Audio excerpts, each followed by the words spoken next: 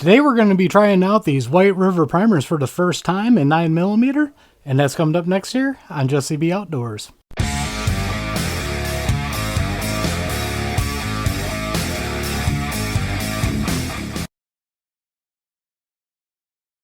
Welcome back everybody, and don't forget to like, share, and subscribe, hit that notification bell, leave a comment down below if you like videos like this. First off, I'd like to thank Republic Ammunition for getting some new primers in for us to try out.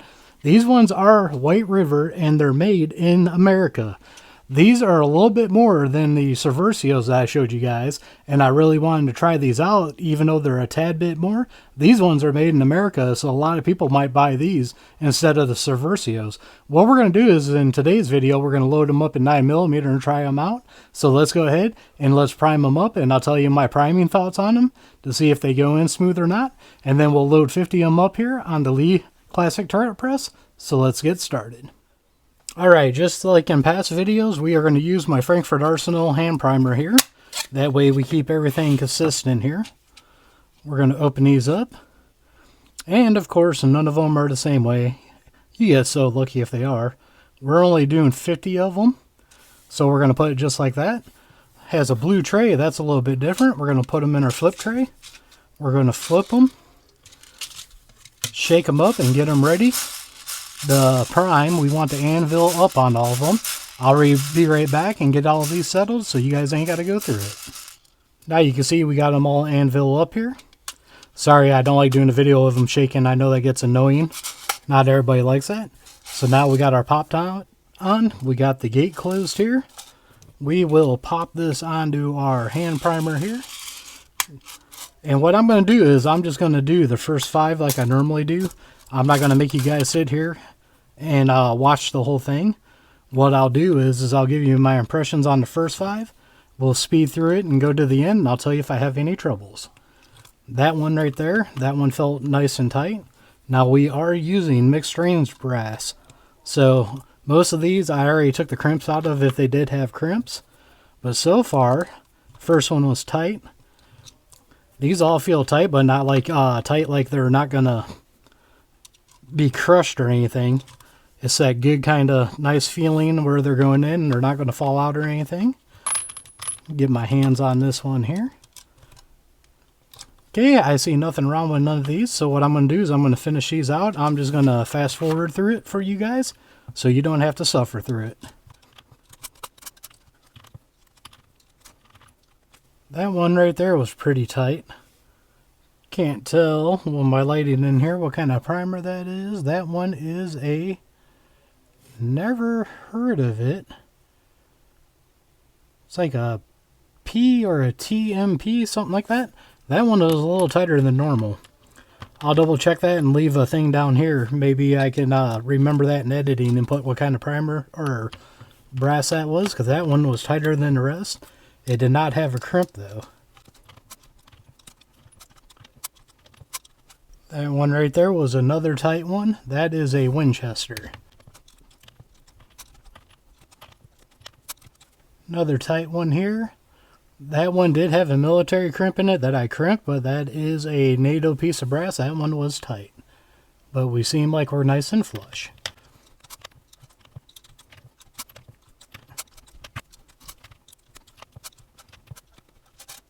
Alright, this one is a OFL. We'll see.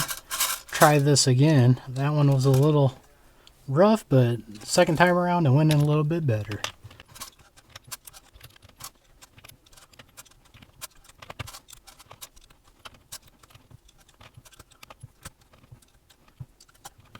Alright, we're finishing up here. We got 3 more to go. These have actually not been too awful bad at all. Had a couple ones that felt a little tight. Nothing that I'm real worried about. Get these to come down here so we can get these last 2 done. But nothing really bad about them. They seem like they're going in nice. A couple little rough ones like I said. But now when you look at them, none of these are crushed or anything. They all look pretty good. So let's move up on top and start loading them up.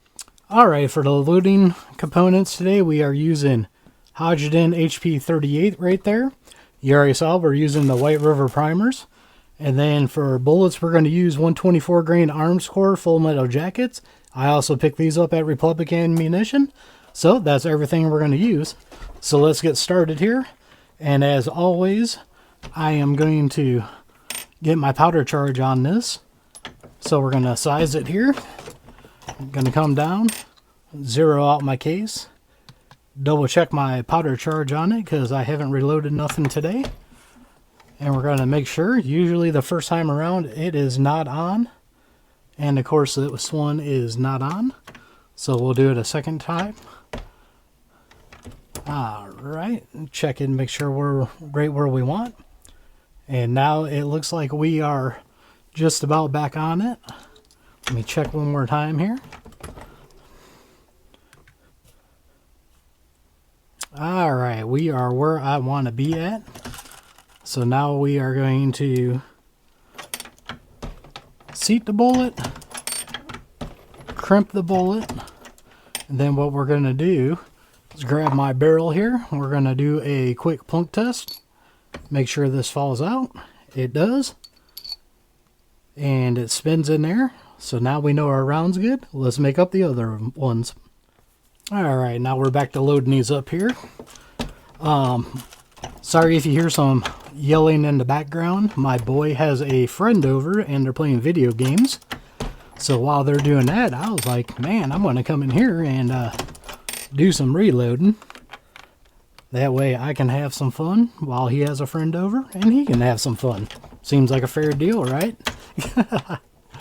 So let's talk about these primers here. Now these are made in the USA like we saw.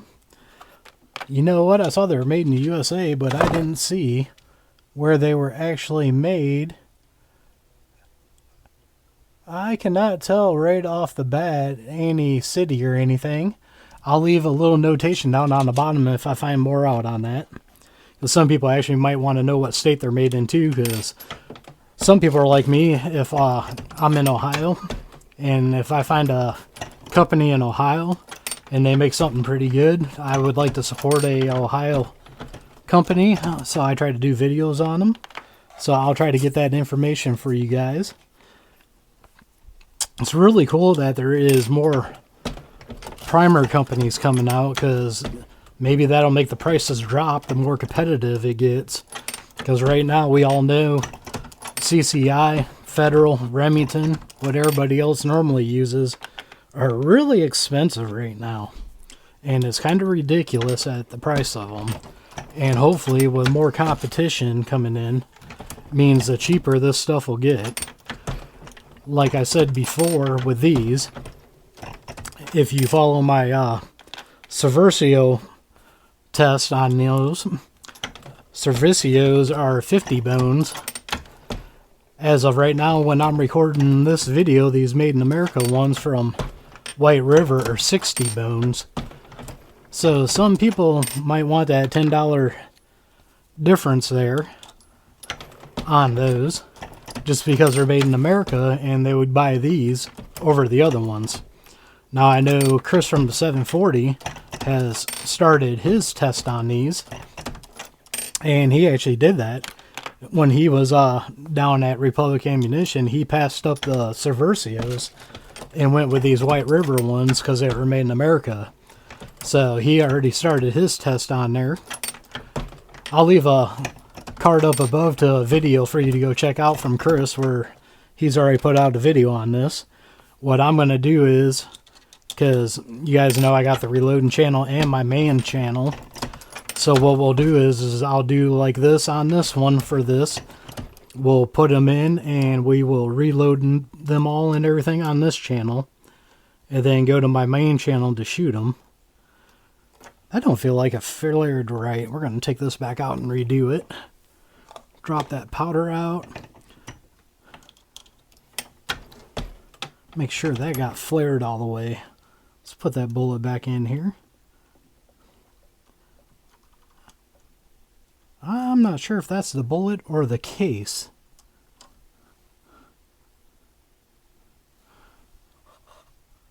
Trying to see if there's a dent in that or not. Let's try a different bullet here. Maybe it's that bullet. that seems a little bit tight, but maybe that one will go in. We'll move it over here and check and see. I'll try to help it on up here. If it don't stay up, we are going to scrap this piece of brass and try a different one. That one went in, but I see nothing wrong with the case mouth or anything. That is strange on that one. What I'm going to do is crimp it real quick. Alright, let's grab that barrel again here just to make sure. It plunked and fell on the floor, but since it fell on the floor, we know it came out, so we'll leave that one there and keep going here. Just seemed rather odd on that one. I'm going to grab that same bullet. I just picked it up here and we'll try it with this one. See if it goes in. Move my hand so you can see. Alright, that one went in with no problem. Alright. So, like, what I'm going to do on this one, I think, if you followed my first Servicio one, actually that one was just a test where I was testing these rounds out. I'll leave a card up above for you guys on that one too. What happened is those ones, my SCT-19 project, when I fire them, well, it would fire them, but I had some light primer strikes, and I put another 25 through my PSA dagger, and it was the same way. It had some light primer strikes. So what I did in the next video was I bought some extra power striker springs, and I put them in both of them, and that fixed the issue. But what I'm going to do in this video is I've already switched back my spring in my SCT-19 project. So that one's got the stock striker spring in it, so we're going to try that out. And then what I'm going to do is I'm going to leave my dagger like it is with the extra power one. And we'll put 25 through the SCT-19 first. And if that's good to go, we'll just do the other 25 in the dagger. But if they don't fire in the SCT-19, if we get some light primer strikes, we'll shoot the rest of them in the dagger since that's got the extra power spring in it. That's what we'll do for the 9mm. And then, if you guys don't know, I had a red dot fly off my Smith & Wesson 10mm, which I'm kind of ticked about. And I torqued the screws to spec, Loctited them, and I think I had 2 magazines in and the thing went flying off, so that's back at the factory to see if they're going to do anything about it. So we're not going to do 10mm. So what I'm going to substitute with 10mm is we're going to do 38 special. And then after 38 special, we will do 40 Smith & Wesson and my Glock 22. And we'll do 45 ACP. Right now, that one will be up in the air which gun I use.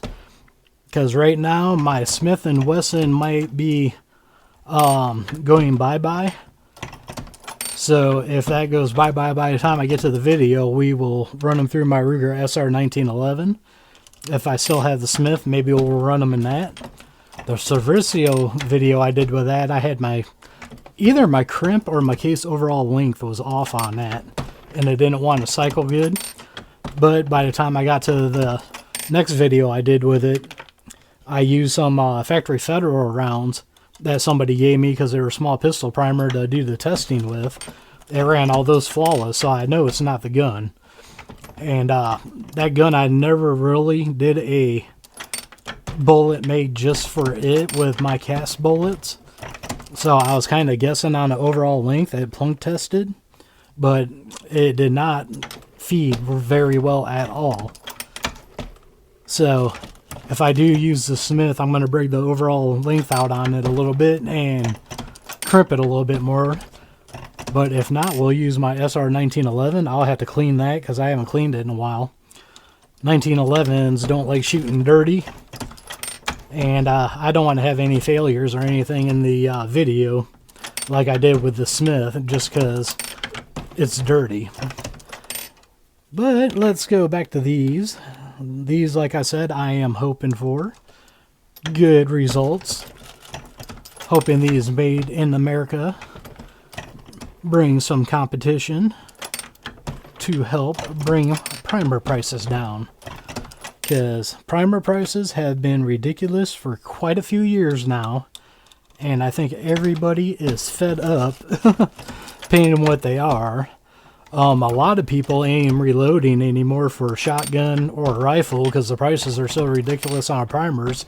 It's not worth it. It's cheaper to go get the stuff off the shelf and shoot it that way. That is pretty bad. And same way with large pistol primers. That's why you guys haven't seen me shoot a lot of that stuff, because the primers are still expensive on that. So I've been sticking with the small pistol primers. Alright, looks like we have got 50 made up here, so let's switch camera angles. Now we're going to start the next 50 here. And what we're going to do is we're going to size it. And I'm going to double check my powder charge again here, just because we started another 50. Flare and powder charge. We are dead on as normal. And we'll get our bullet here and crimp it. So yeah, like I was saying before with these primers, I'm really excited to try these out. I truly hope that these work good, and if they do, people start ordering them and start putting a hurting on Federal, CCI, and Remington, because we really need another manufacturer out there to try to drive these costs down, because they're ridiculous. You know, people can't shoot anymore, can't reload anymore because of components. Hopefully a company like this will put a dent in that market and start making the prices come down. You know, before I actually had a preference. I liked CCIs. I know not everybody likes CCIs, but I loved CCIs. That's what I always bought because I had a choice to. And then when the choice started going away, it was like Federal or Remington because I could find some of those. And then it came down to whatever you could find. I even got some small rifle primers that are Tula. And I've never used Tula for anything. And just because they were available, so I snagged them. And that's what it came down to, is buy what you could find. Well, luckily, back in 2019, I loaded up on primers. At that time, everybody had Federals around here. So I loaded up on Federal primers. And truthfully, till this day, I can still shoot. I think I still got probably 500 of those left. Pretty much all my videos from 2019 to 2023 up until about summer of 2023, those were all Federal primers that I bought back in 2019. I only got about 500 of those left. Well, then Republic Ammunition had a good sale on CCIs, and you know, it was a good sale for these times, so I bought a couple boxes in, so I still got a 2,000 CCIs. And then when the Servicios came out, I got 3,000 of those.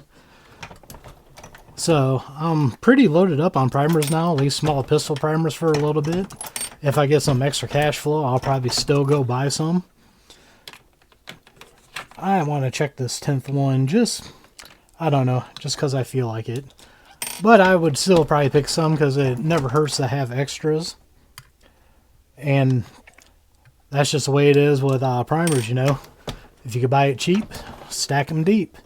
And if you got the money to do that, that's what I would do. You know, that's where I appreciate you guys using my affiliated links on here. And then if you're on my social medias where I can post more, I so appreciate you guys using those, because without you guys, I wouldn't be able to afford all this stuff. And like I said, these primers, I picked up 200 of them. And if they work out, I might even get a brick of these just to put on the shelf for a rainy day. Don't know why I was checking that again, but we already checked that and know it's good. But you can never really have too many primers. They're a nice thing to have around. I still got a bunch of small pistol primers that are from back in 2019 because I don't do much rifle shooting, so therefore I don't do a lot of rifle reloading. That might have to change though, because I want to do some stuff on my channel here for 223 is the only one I reload for that I got dice for. I've also got my AK-47, but brass for that is expensive, and I don't have nothing to reload or cast for it, so I don't even mess with that. Which is sad too, because we don't have the cheap Russian ammo anymore. So I really don't want to shoot up what I have, because everything else around here is brass and it is expensive. That's where I'm hoping Palmetto State Armory, they got their own brand ammo. They're supposed to be making steel case stuff and coming out with it. So hopefully when they do that, that'll bring the price of 7.62 by 39 back down to a range where people can afford it again and shoot stuff like that more again.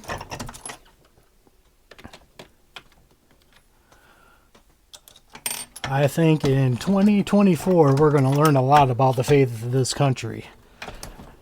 And that's as far as I'm going to go with that, because I don't get political on my channels. That's just a thought, and I'm leaving it right there. So let's go back to these. What is your guys' favorite 9mm load? Let's go with that. I like shooting 124 grain, just for the simple fact my carry ammo is 124 grain. So I like sticking with what I shoot. I know a lot of people shoot 115 grain, and they carry 115 grain also, which, you know, is a pretty good thing when it comes to hollow points, because everybody knows, at least they should know. If you don't, you'll learn something here. Velocity is what helps with a hollow point expand. Now I like 124s because usually you can still get some pretty good feet per second and still get good expansion. Now I've seen a lot of 147 grains fail because they don't have the velocity. So out of all that, I go right in the middle of 124. Like I said, I cast a 124 bullet. Like these arms core right here, these are 124 grain bullets. And I usually make my rounds a little bit on the hotter side, just for the simple fact that when people loan me guns, I don't have to wonder if my load's going to work the gun or not. Basically, I do a plunk test to make sure the rounds I made up are going to work in it. And then if they do, I don't have to worry about a power factor on it. I can just go out and shoot them. Now I know competition guys, they want it just on the ragged edge where the gun will function. That way they can get quicker follow-up shots. But I'm the opposite, because when I get guns loaned to me for reviews, I want to make sure they're functioning, and I ain't got to make no special ammo for it. So leave that comment down below. What grain bullets do you like in your 9mm? Mine is 124 grain, and I'll probably stick to that as long as I can find it. If I did, only if there was like a really good sale or I couldn't find 124 grain, then I would go to 115 grain. 147 grain, I really don't have a use for it. I do have a bullet mold I can cast that with, only for the simple fact is it's a steel mold and I could do zinc if I wanted to, because I have a cast iron melting pot also, so I could do zinc bullets. Now, if you have suppressors, then the 147 grain, because it's subsonic naturally, that's great for you guys for that situation. But we are on our last round here.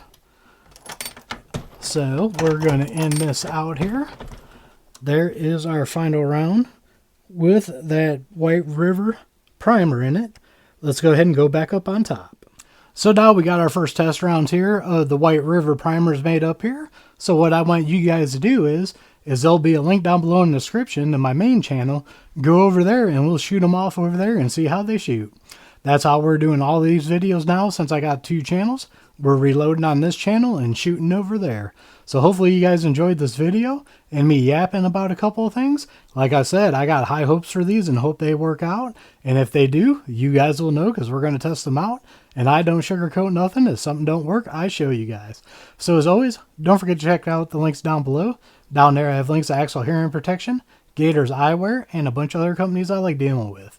Some of our affiliate accounts that do help out the channel, some got discount codes to save you guys money. So don't forget to like, share, and subscribe, hit that notification bell, leave a comment down below. Whew, that was a lot to say. We are one nation under God, and I'll see you all on the next one.